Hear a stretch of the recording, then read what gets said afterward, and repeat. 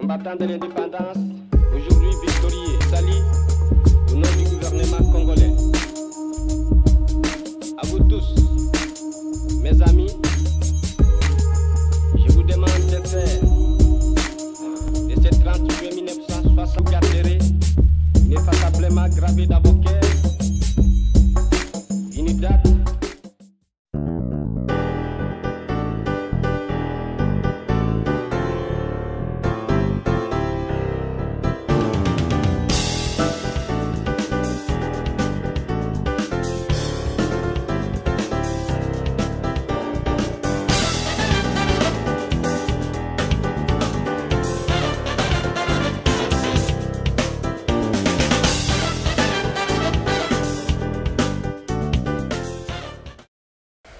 Chers téléspectateurs de 5 sur 5, merci mingi nandenge bozo continuer à supporter l'émission Nabiso ou à conscience ya événement national. Alors bara toujours merci mingi matondo mingi pour nous naebi que bozo zo tant nabino très précieux koyoka ma boule muke à gauche à droite aux alara nango ko inspirer batu to pousser batu na action. Et ça très important au ndenge 2015 zo banda que biso ba congolais Tozala vraiment unis, mais pas seulement unis. Toyeba, c'est quoi la responsabilité d'être congolais? Ce qui vont dire Nzambe. Nzambe a sala mokili. Pour la nini ye, a linga que yo, obotama congolais. Oko obotama chinois, oko obotama américain, oko obotama français. Ye alobi te, yo ana, oko obotama congolais. C'est comme si vous avez un Nzamba n'ingaka Congo te yangonda a salabiso pour anina salabiso congolais. Ma question mingi souvent t'opposera na. Ngala lobara toujours yango. Il faut tout ça la remix ya Bible na biso oya wa chrétien na Jean 3:16. Nzamba lingaka mokili tellement mingi que avant à ça la congolais atia coltan, diamant, pétrole, ba minerai na nyoso. Pote batu nyoso na katia mokili, ba yeba que le Congolais, la Congolaise est le peuple le plus béni au monde. Yangonde remix onga lo ba remix ya Jean 3:16. Il faut te tirer na katia esprit na ba boum na biso ba Congolais. Pour la nini na bandiana. Na ningi na rappeler responsabilité ya Congolais pour le changement au Congo. On se dit, c'est un problème difficile. On a expliqué une fois déjà ma mathématique, n'est pas résoudre le problème. On se dit, mais ça se passe au Congo, moi je ne vis pas là-bas, pourquoi je dois m'acharner à faire quelque chose? Mais, ceux qui m'ont congolais, pas taximen tanzanien ou quoi, ceux qui m'ont congolais, il y a des choses que tu peux faire pour changer le pays. Ce que l'on a solo le Kanaki n'a fait en année 2014 dans mon voyage au Tandrosala, dans une émission, na Ferguson, mais après Ferguson, tu as une opportunité qu'on a invité na Brésil. Tu as deux villes brésiliennes, Porto Alegre na Sao Paulo. Tu as une invitation, il y a un mouvement moko MST, Movimiento Sem Terra, mouvement de sans terre, pratiquement dans Lingala, ezali mouvement oyo yo batu bazanga donc terre na bango.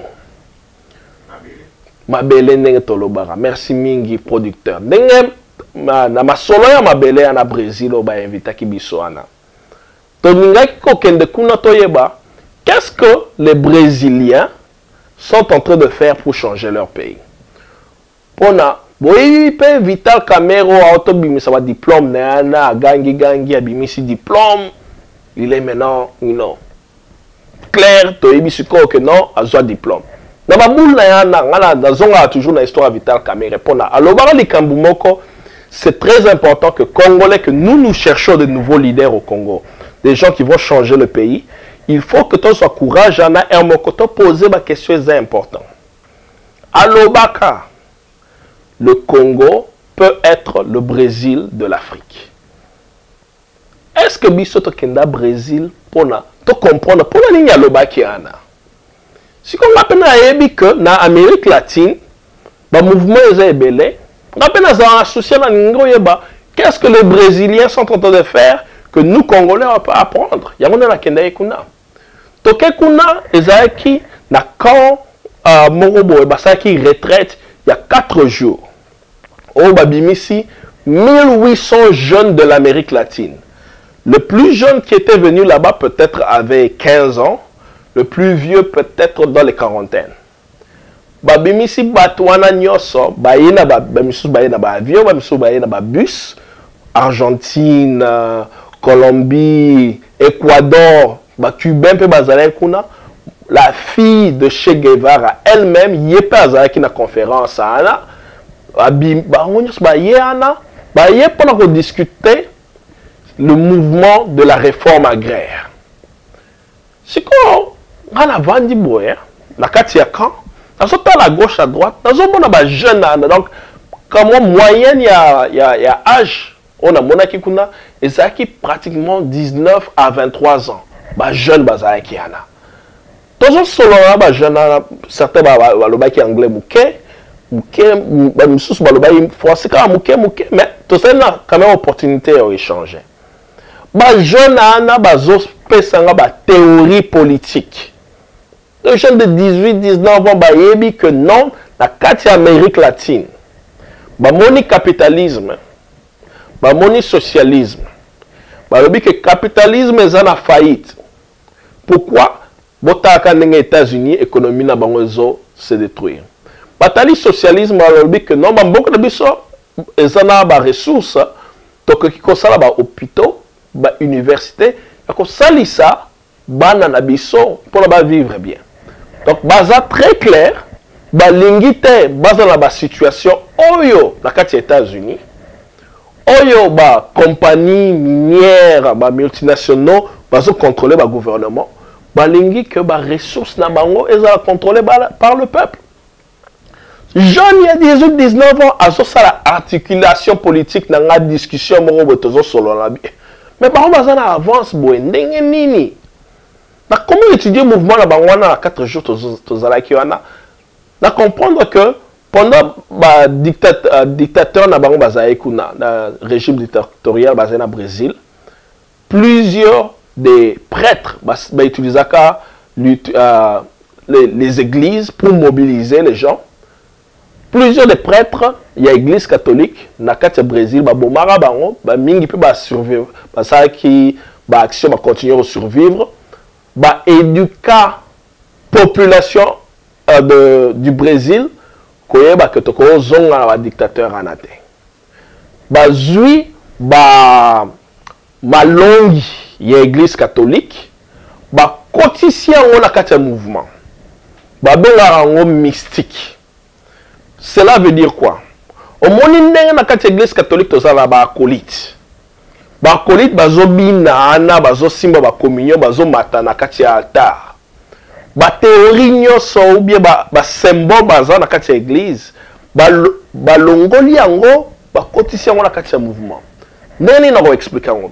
Imaginez les combattants, ils ont action na bango, avant basala action, basali prière, et moko balingo sala mouvement boye, bomone bango na nzela bazobina okola ba acolyte. Et moko boye balingo lia omoni ba partager lipa on dirait communion. Donc utiliser religion na kati ya mouvement pour la baye que c'était un peuple religieux. Petit lelo mouvement to semtera baso utiliser un mystique. C'est quoi mystique? On a mon qui on a comprendre waouh. To gangue la pasteur, mais il y a un moyen de voir comment on peut utiliser cette liturgie de libération pour vraiment informer, éduquer et mobiliser la population. Donc voilà les éléments qui sont dans le Brésil. Les éléments qui sont dans le Brésil, ils sont qui balance ya genre. Il y avait des femmes et des hommes. Les femmes, basi Amérique latine, bangonde bazaki vraiment actif au Congo, bangonda mouvement ne bouger. Basaki na moto na bango devise na bango. Occupation, résistance et production. Cela veut dire quoi? Occupation veut dire que ce qui va dans le quartier Morobobo, Monique, ma beleza na mutuazo utilisant hôtel, on va remettre 30, 40 familles, va s'installer là, va comment vivre. Si le gouvernement on la terre là.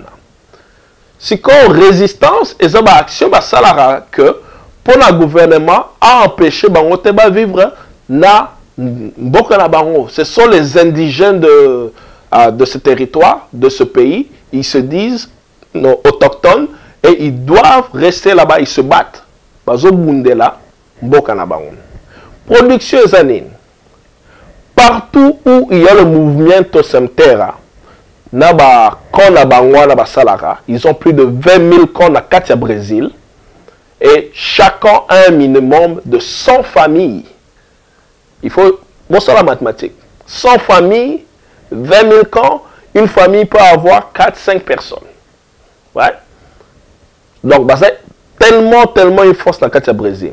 Si qu'on bango na devise na suka, il y a production. Si tu vis dans le camp, tu dois produire. Et c'est quel genre de production qu'ils font? C'est l'agriculture. Bon, il dit que nous avons 1800 personnes à Katia Camp. Chaque matin, donc matin, midi, soir, on nous a nourris. Nous avons petit déjeuner, na souper, et puis l'autre, tu as qui, bango moko, ba plantain, et où tu as Inde, où tu as Pakistan, où tu as Bangladesh, et ça va priorité. Est-ce que les gens vont piodi la Katia fleuve Zaïre? On a toujours fleuve Zaïre. Pour la botamana Zaïre, on a Congolais en 1997. Mais pour l'émission, on va boire à Congo, mais on va comprendre. Est-ce que dans le fleuve Congo, on a des gens où on a pêché mon Congolais quand on a piodi la Katia fleuve Congo? Piodi est où tu as? Pour la nuit, on a le baraté que non, on va dire Thompson. Zoa. Thompson, et où t'en bon à Moussou, bozo on dirait biloko à Congolais, bon qu'elle va faire à Congolais, bon on t'appelle repas, va boire qui? Oh, voici Thompson, ça c'est la nourriture autochtone congolaise. Pionnier, elle va dans fleuve congolais. Si qu'on a mouvement to semtera, bah on va le barrer que non, biso, il faut to lia biloko, oh biso mon tozo produire. Et ça théorie te bandolo ba. To moni angopé.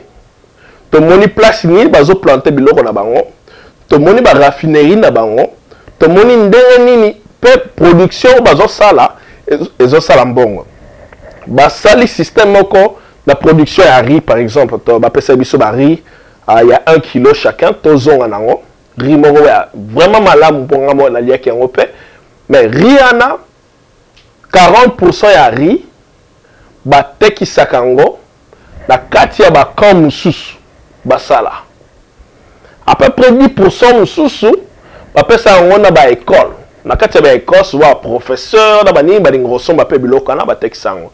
Et les autres 50% ba pesa kango don na batu oyo baza na biloko te. Mais don les intéressant, ils ont que bazo pesa ngo gratuitement. Ce que ngozo sakari, na la pesio soso.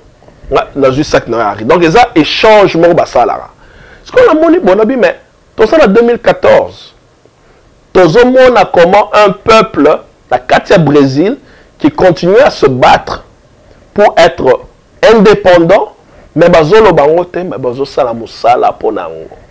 Donc voilà deuxième élément qui par rapport à la mobilisation. Troisième élément qui est mingi, est discipline. Il y a ma jeune Anna. Nana discipline nulle part. Mon ina 4 jours ya retraite na la Katia Sao Paulo. Programme bandaka na 8h, no 7h à 6h du matin to sukola, 7h petit déjeuner, 8h programme salemi. Donc toute la journée na petit déjeuner à midi, to sali sou mususu et puis na 19h souper. Après souper, basalaka programme robo ya on dirait que moi fête mouké pour se détendre. Alors, na devise mususu na bango ezalaka que ce qu'on a révolutionnaire, oyebi kobinate, oza faux révolutionnaire. Donc fungolinga miso bi ah lobby fona somba vidéo ya original ya fali pour pas comment bina pe pour Brésil ba ebisinga so na ibo bina te dans un fond révolutionnaire donc apena comment ça va ba cour muke ya kobina. Mais à part na ce qu'on a na explication de discipline bon comprendre boule plus na zokende. Journée ça là qui est très chargée. Ngai na ba 23h bo donc pongi déjà donc mon na souki ya pembeza déjà na lembi fo na ndo kendo la biso na ndo la na libanda ba pesa biso matela mo ba ndo la vraiment na libanda na kendo la na la mukana tongo boé mais souvent na ba 2h 3h du matin na royo kabana na ba zo zonga ba yepero la mais na 6h du matin ba rola muka. Troisième jour est important pour la nini. Troisième jour, ndenge basala ba cours na bango ezala ba expliquer théorie, pe ba laxi bino ndenge nini bazo pratiquer théorie ana. Ba expliquer biso théorie à agriculture, to mona ki ndenge ba appliquer en. Parce que théorie à occupation, ndenge ba occuparateur abatou, il fallait pas que les 1800 jeunes au bayaki ana ba mona la misu na bango moko. Journée, il y a le troisième jour, il fallait tout pratiquer occupation, trokende, place y en a zalaki, place morobo, to occuper territoire à Moutou, ti baroyon au kangabiso tolonga. Mais basala qui ordre que batu nyonso baza ba américain baza ki kuna, to ko participer te pour na soki ba kangibiso kuna est trop compliqué. Mais to kendaki quand même to supporter batu ba kena au l'occupation. Troisième jour, bon on a histoire au bien.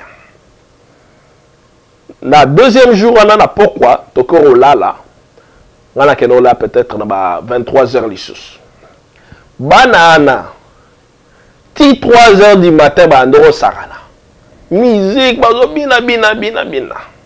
Certains d'entre eux, 3h30 bazongi. Là, si qu'on pongi à makasi, 4h30.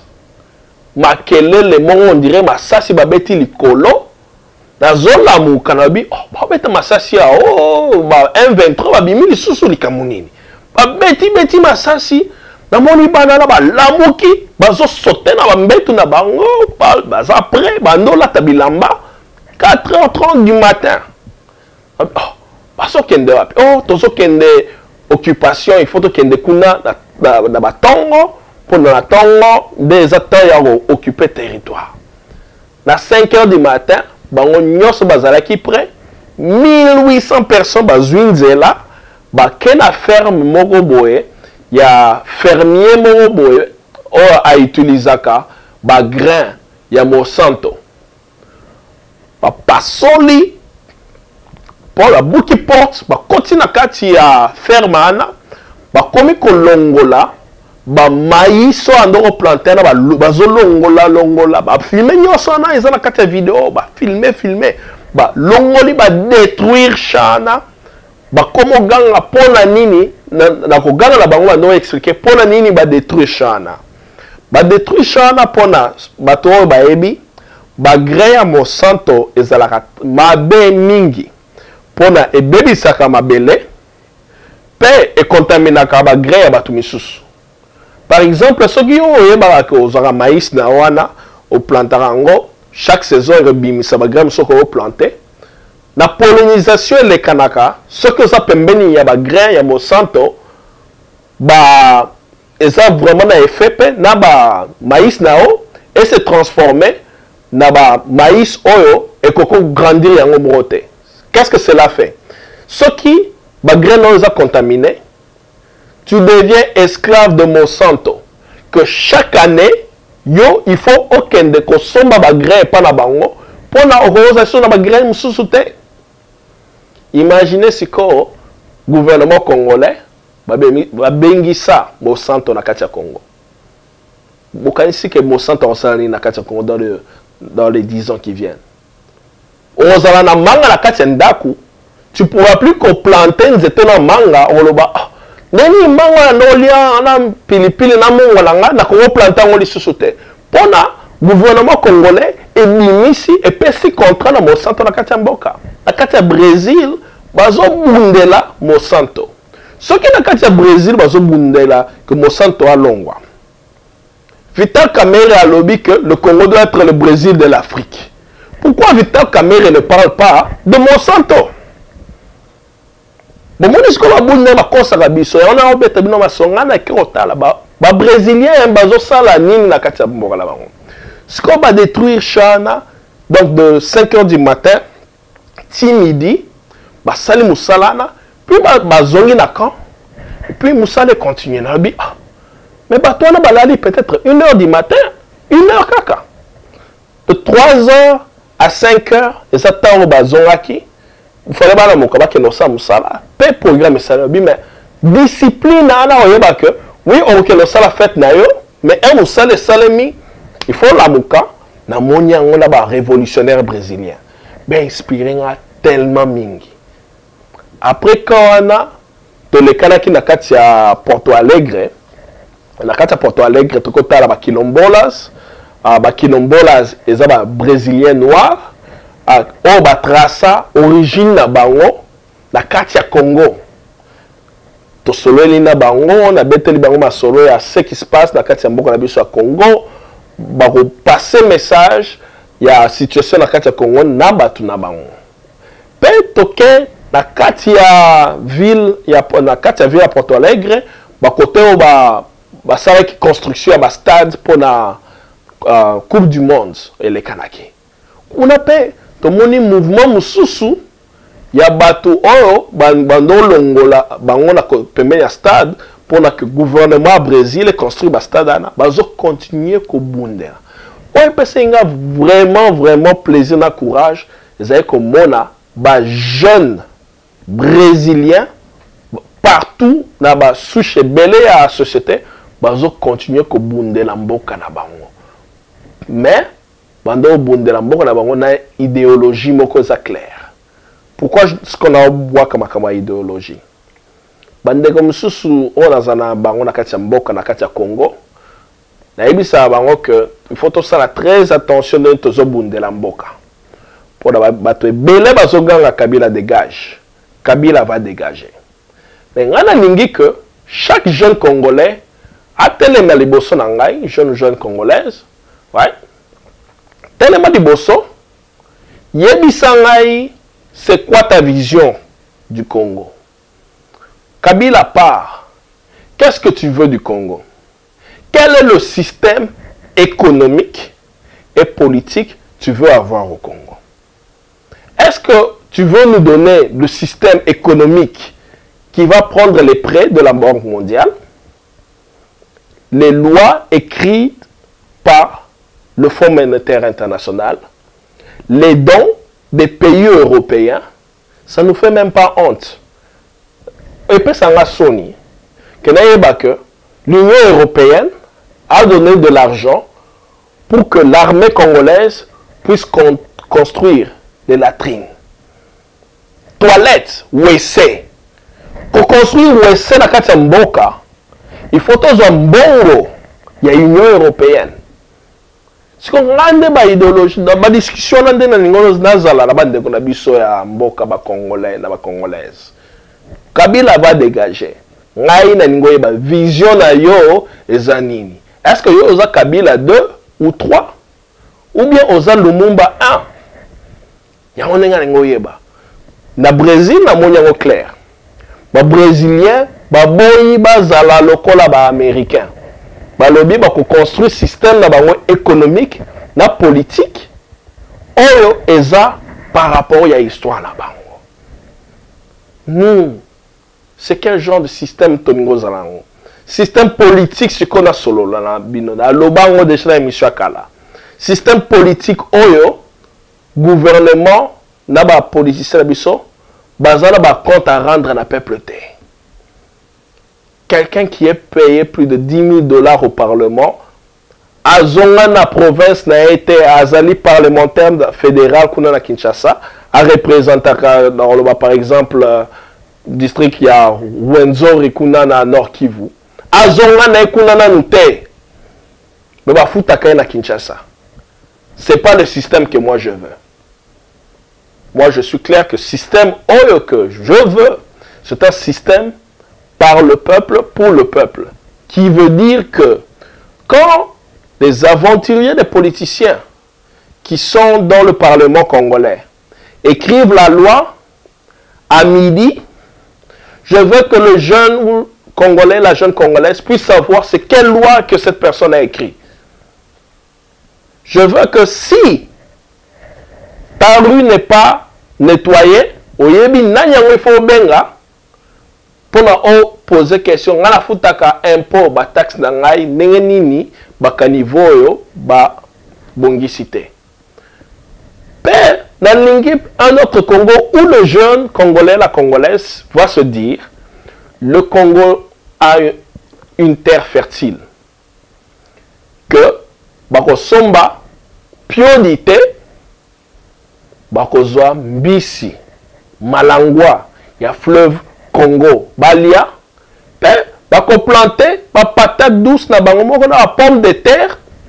Après pomme de terre na bimi akati frite na e allié na mayonnaise sala na maki ya basoso oyo ya Congo au lieu que ba tomate ya Congo et ou ta Afrique du Sud ba maki ya Congo et ou ta Brésil ba soso ya Congo et ou ta Belgique mwana eza buzoba ya nde eza ba question oyo ngana zo poser jeunesse congolaise na moni ndenge ba brésilien bazo sala musala na moni ndenge bazo se prendre en charge. J'espère que nous Congolais nous allons nous prendre en charge pour aussi changer le Congo, pour que si le Congo devient le Brésil, que le monde dise qu'il n'y a jamais eu le Brésil, il n'y a que le grand Congo. Merci beaucoup chers téléspectateurs il y a 5 sur 5. Nous allons continuer à vous donner des émissions comme ceci, de continuer le dialogue, qu'on avance les idées, qu'on implémente nos idées et que l'on transforme notre cher Congo. Je m'appelle Jean Mayaka, président de One Vision First Consulting. C'est la saison des taxes. Êtes-vous au courant des nouvelles lois et régulations en matière de taxes? Ne voulez-vous pas recevoir le maximum d'argent qui vous est dû? Savez-vous qu'une déclaration mauvaise ou incomplète peut conduire à des fortes amendes, saisie de salaire et ou emprisonnement? La solution est d'utiliser l'expertise de One Vision First Consulting. Nos services incluent votre chèque de taxe imprimé sur place dans nos bureaux ou virement bancaire directement versé sur votre compte ou encore l'obtention d'une carte Visa ou Mastercard. Boya Ibele.